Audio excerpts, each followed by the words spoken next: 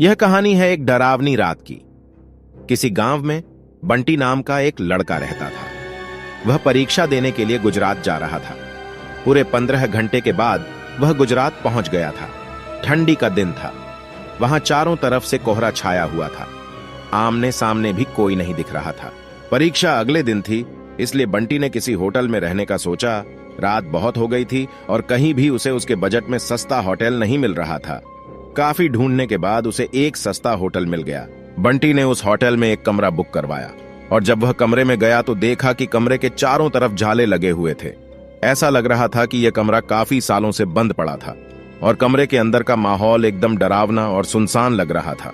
लेकिन उसने ये सब नजरअंदाज कर दिया और होटल से खाना मंगवाया और खा पीकर सोने चल दिया। जब वह सो रहा था तो लगभग रात के 1 बजे के करीब उसे किसी की पायल के घुंघरू की आवाज सुनाई दी। बंटी तुरंत नींद से उठ गया और जल्दी से खिड़की के पास गया, ये पता करने के लिए कि इतनी रात को किसकी पायल की आवाज सुनाई दे रही है और इस सुनसान रास्ते में कौन आधी रात को घूम रहा है, क्योंकि वहां होटल में बंटी और मैनेजर के अलावा कोई भी नहीं था। तो फिर यह किस औरत की पायल की आवाज सुनाई दे रही है? बंटी खिड़की पर काफी देर तक खड़ा रहा, लेकिन उसे कोई भी नहीं दिखाई दिया। फिर उसने अपने कमरे से मैनेजर को फोन किया और उसे बताया कि मुझे इतनी रात को कब से किसी की पायल की आवाज सुनाई दे रही है। आपको भी दे रही हैं क्या? मैनेजर ने कहा कि सर ऐसी कोई बात नहीं है, आपको हवा से ऐसा लग रहा होगा। वैसे भी ये जंगली इलाका है, यहां पर तो हल्की हवा भी तूफान के जैसी लगती है। आप सो जाइए, ऐसी कोई बात नहीं है। बंटी मैनेजर की बात पर भरोसा करके फिर से सोने चला गया।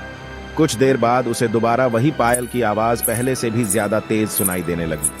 इस बार उसने अपने कमरे का दरवाजा खोला और सीधा होटल के बाहर देखने के लिए चला गया। जब वह बाहर आया तो देखा कि एक लंबी चौड़ी औरत जो सफेद साड़ी पहनी हुई थी, उसके लंबे लंबे बाल थे और चेहरा ढका हुआ था। वह अपने हाथ में एक नारियल लेकर के होटल के चारों तरफ चक्कर लगा रही थी। ऐसा लग रहा था कि मानो अपने पायल की आवाज से किसी को बुला रही है। बंटी दौड़कर उसके पास गया, ये जानने के लिए कि कौन है ये औरत जो इतनी रात को यहां घूम रही है। लेकिन जिसके पहले कि बंटी वहां पहुंचता, वह औरत तुरंत ही वहां से गायब हो गई और चारों तरफ कोहरा ही कोहरा फैल गया। बंटी भी थोड़ा घबरा गया, क्योंकि जिस औरत को वह अभी सामने देख रहा था, अब वो नहीं दिखाई दे रही थी। बंटी ने होटल में वापस जाने का सोचा, लेकिन तभी फिर उसे पायल की आवाज सुनाई देने लगी। बंटी अब उस आवाज का पीछा करते हुए जंगल की ओर जाने लगा। चलते चलते वह अपने होटल से इतनी दूर आ गया, उसे पता ही नहीं चला।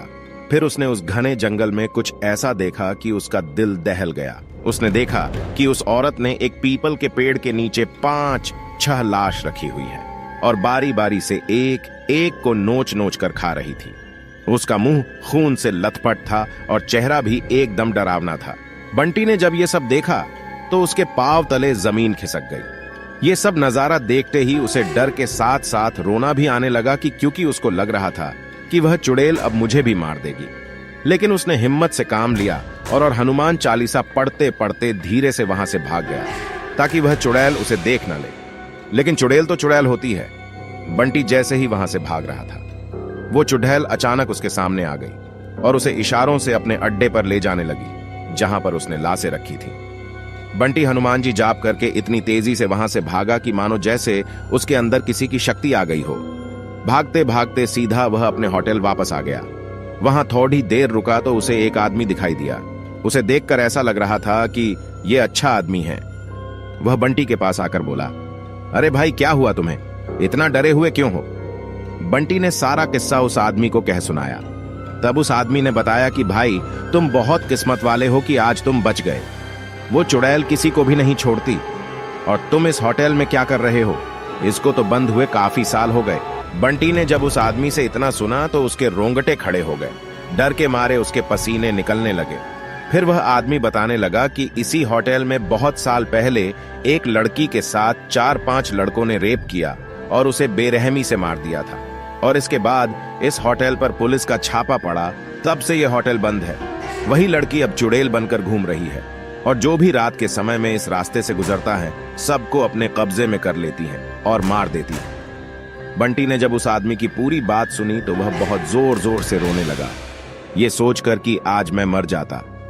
फिर वो आदमी बंटी को चुप कराया और बोला, चलो आज रात तुम मेरे घर रह लो, मेरा घर पास में ही है, डरो मत, अब मैं आ गया हूं ना। बंटी उस आदमी को धन्यवाद किया और उसके साथ उसके घर चला गया। अब घर पहुंचकर बंटी ने घर की खिड़की से देखा तो घर के पीछे वही पेड़ था। वह डर के मारे जैसे ही उस आदमी की तरफ मुड़ा, वह जैसे का तैसा ही रह गया, क्योंकि वो आदमी था ही नहीं, वो थी चुड़ैल।